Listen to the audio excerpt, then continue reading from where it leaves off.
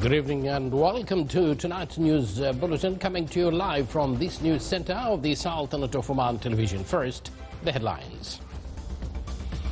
The United Nations confirms that Israel's plan to build new settlements in the West Bank violates international law and militaries are killed in the Gaza Strip as a result of the ongoing Israeli aggression. U.S. President and Russian President are holding talks in Alaska to discuss an agreement to end the Russia-Ukraine war. And floods and heavy rains kill more than 60 people and injure dozens in Indian Kashmir.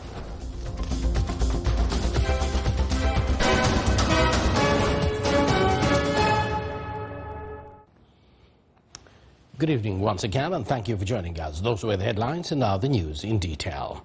The United Nations High Commissioner for Human Rights said today that Israel's plan to build thousands of new homes between Israeli settlements in the West Bank and near East Jerusalem is illegal under international law.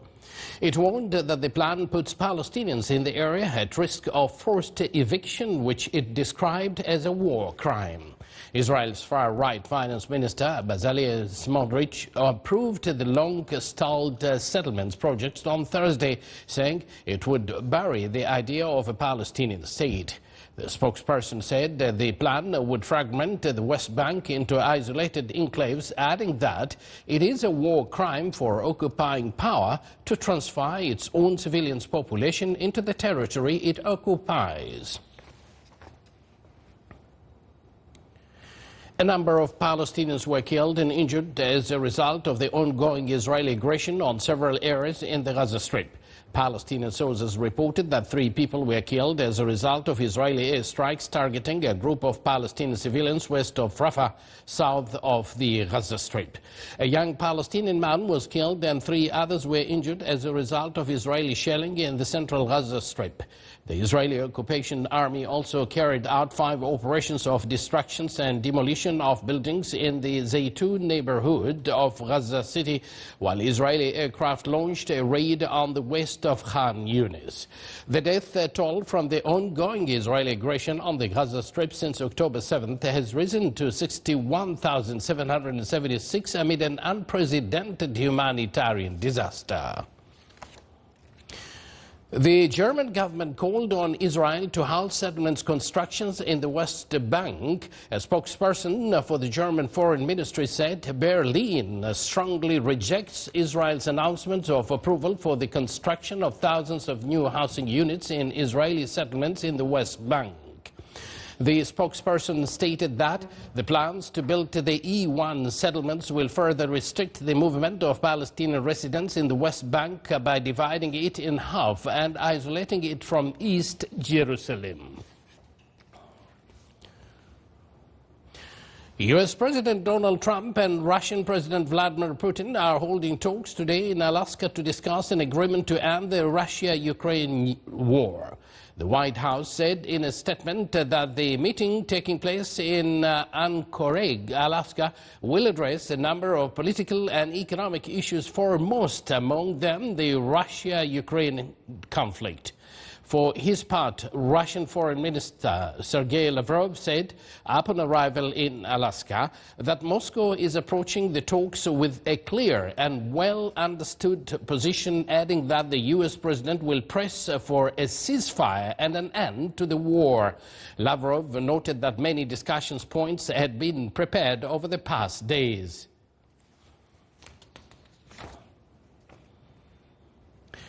The world's first legally binding treaty to combat plastic pollution has hit a major roadblock. Negotiators wrapped up 11 days of talks in Geneva without reaching consensus, raising concern over the future of efforts to protect oceans and public health.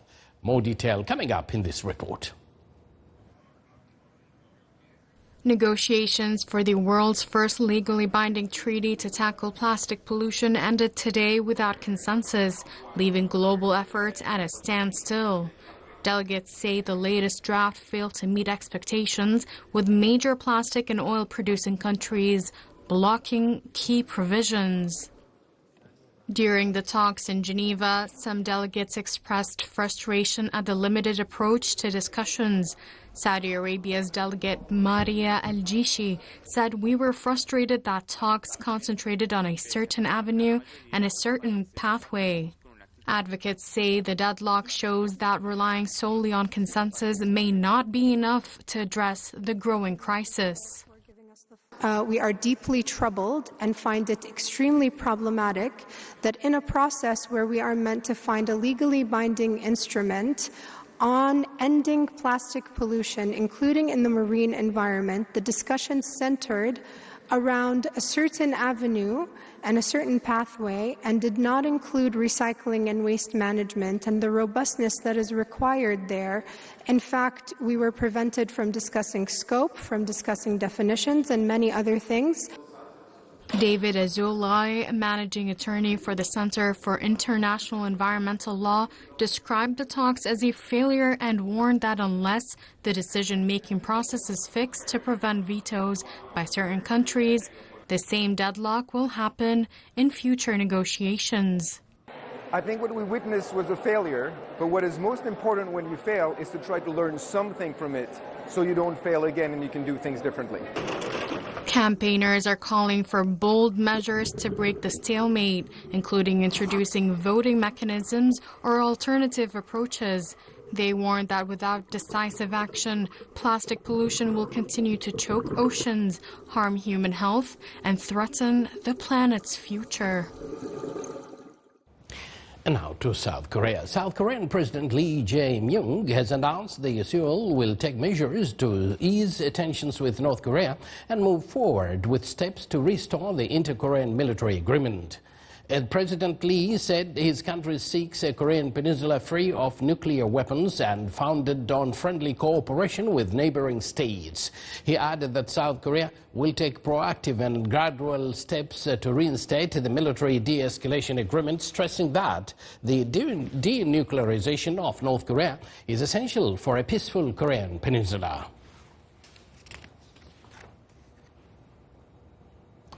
And now to India. In Indian Kashmir, floods and heavy rains have killed more than 60 people and injured dozens. Indian authorities reported that at least 167 people were rescued, including 38 who sustained serious injuries.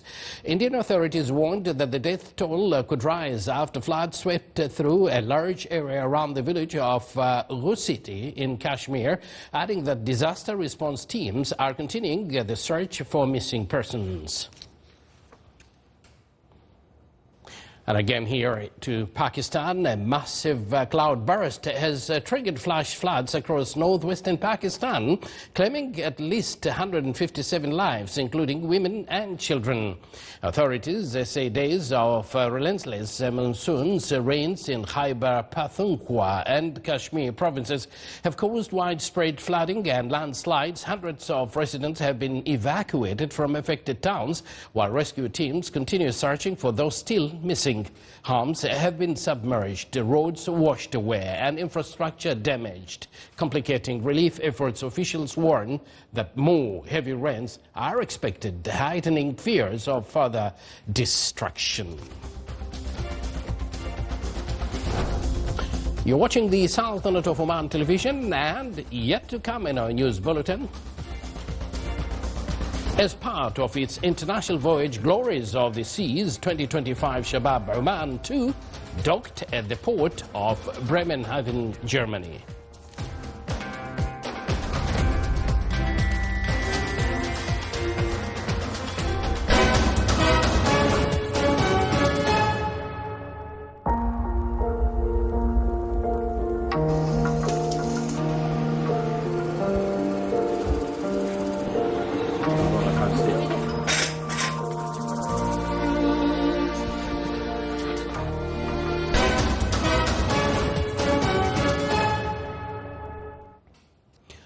Welcome back to the news from the Sultanate of Oman television. And now let's have a look at the price of Oman crude. Rose by 53 cents from yesterday's rate to reach $68.19 per barrel.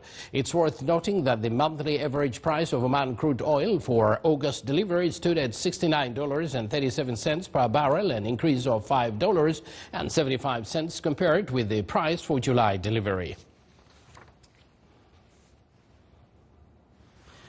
And now with this story, the Royal Navy of Oman's ship Shabab Oman 2 docked at the port of Bremerhaven, Germany, as part of its International Voyage Glories of the Seas 2025. The arrival of Shabab Oman 2 at the port of Bremerhaven marks a meeting of two countries and civilizations united by the sea, bound by the sails of love and friendship that know no bounds. The ship docked at this port, Germany's gateway to the oceans and a center for the manufacture of both traditional and modern shipbuilding. This visit coincides with the ship's participations in the Bremerhaven Sailing Festival, which takes place from August 18 to 17. This festival is considered one of the largest maritime festivals in the world, attracting approximately 1.5 million visitors from around the world to witness classic and modern sailing ship displays, as well as various cultural, artistic and popular events. The ship was received upon arrival at the port by Her Excellency Maitha bint Saif Al Mahrouqiya, Ambassador of the Sultanate of Oman to the Federal Republic of Germany. From modest wooden planks to a firm place in Oman's landscape of innovation and entrepreneurship, Omani craftsman Musa Al-Zabi has carved out a name for himself with a craft rooted in passion and precision.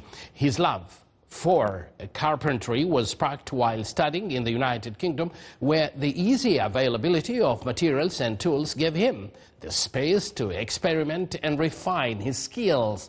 Upon returning to Oman, Al-Zabi opened his own carpentry workshop in the wilaya of Al-Khabura, transforming his vision into a successful business. Today, he has designed and built more than 70 livable wooden cabins across the country, each one tailored to the client's needs, from cozy retreats to functional spaces, all crafted to meet international standards.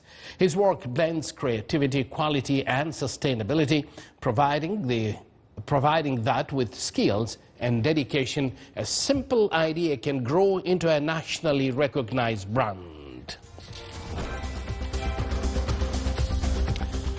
Congratulations for that good work, Musa Al-Zabi. This is the Sultanate of Oman television. Before we end tonight's bulletin, here are the main points once again. The United Nations confirms that Israel's plan to build new settlements in the West Bank violates international law, and militaries are killed in the Gaza Strip as a result of the ongoing Israeli aggression. The U.S. President and Russian President are holding talks in Alaska to discuss an agreement to end the Russia-Ukraine war. And floods and heavy rains kill more than 60 people and injure dozens in Indian Kashmir. And with that, we do conclude this news bulletin. Thank you for joining us, and good night.